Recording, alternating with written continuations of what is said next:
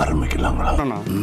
ஒருத்தனை செய்யணும், சிறப்பா செஞ்சிருவோம். பார்ட்டி எங்க இருக்கான்? கீழே ஃபங்க்ஷன்ல தான் இருக்கான். நீங்க கட்சி தொடங்கிய காலத்தில் உங்களோடு பேராசிரியர் கல்விமணி, பேராசிரியர் கருணானந்தம் போன்றவர்கள் எல்லாம் இருந்தபோது உங்கள் கட்சியின் கொள்கை அறிக்கையாக நீங்கள் பிரகடனப்படுத்தியது, என் குடும்பத்திலிருந்து யாரும் அரசியலுக்கு வரமாட்டார்கள். அந்த விதியை, நீங்கள் பிரகடனப்படுத்திய விதியை உங்கள் மகனுக்காக தளர்த்தி 35 வயதில் அவரை மத்திய அமைச்சராக, மத்திய சுகாதாரத்துறை அமைச்சராக நீங்கள் ஆக்கினீர்கள். இவ விஷயத்துல எப்பவுமே கொஞ்சம் எச்சரிக்கையா தான் இருக்கணும் போல. இப்படி மத்திய சுகாதாரத்துறை அமைச்சராக மிக இள வயதில் 35 வயதில் ஆனதனால்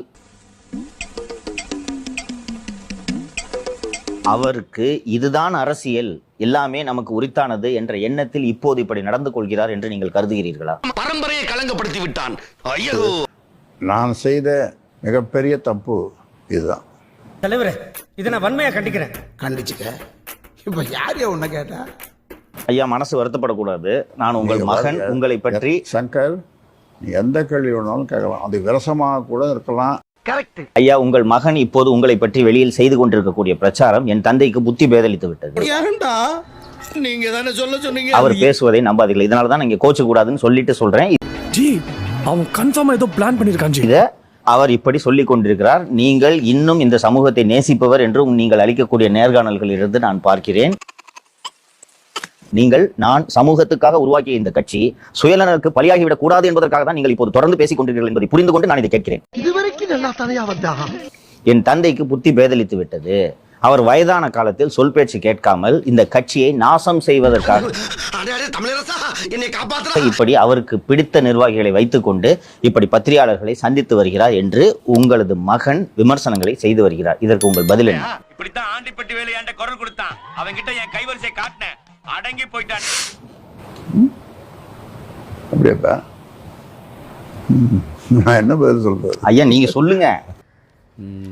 நான் எதுக்கு யோசிச்சு நீங்க நான் இந்த சமூகத்தை நேசிக்க இருக்கிறத சொல்லுங்க. நீங்க ஏன் இப்படி பண்றீங்கன்றத சொல்லுங்க. நான் உங்களை புரிஞ்சுக்கிட்டு தான் இங்க வரேன். அதனால தான் நீங்க இதை பதில் சொல்லணும்னு நான் விருப்பப்படுறேன்.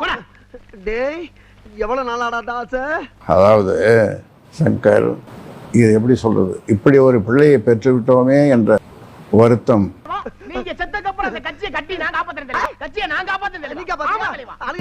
உங்களது 60வது திருமண நாளை கூட புறக்கணிக்கும் வகையில் அவருக்கு உங்கள் மீது ஏன் இப்படி கோபம்? இதுக்கு நான் என்ன சொல்ல வரேன்னா, அது தெரியலையே. இதற்கு இது பதில் இல்லையே.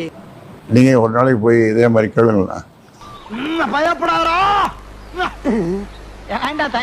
எனக்கு மட்டுமல்ல, என்றெடுத்த தாய் அவங்களுக்கு எப்படி இருக்கும்? ராசா, அம்மா பூவும் பொட்டுமா இருக்க வேண்டாமா?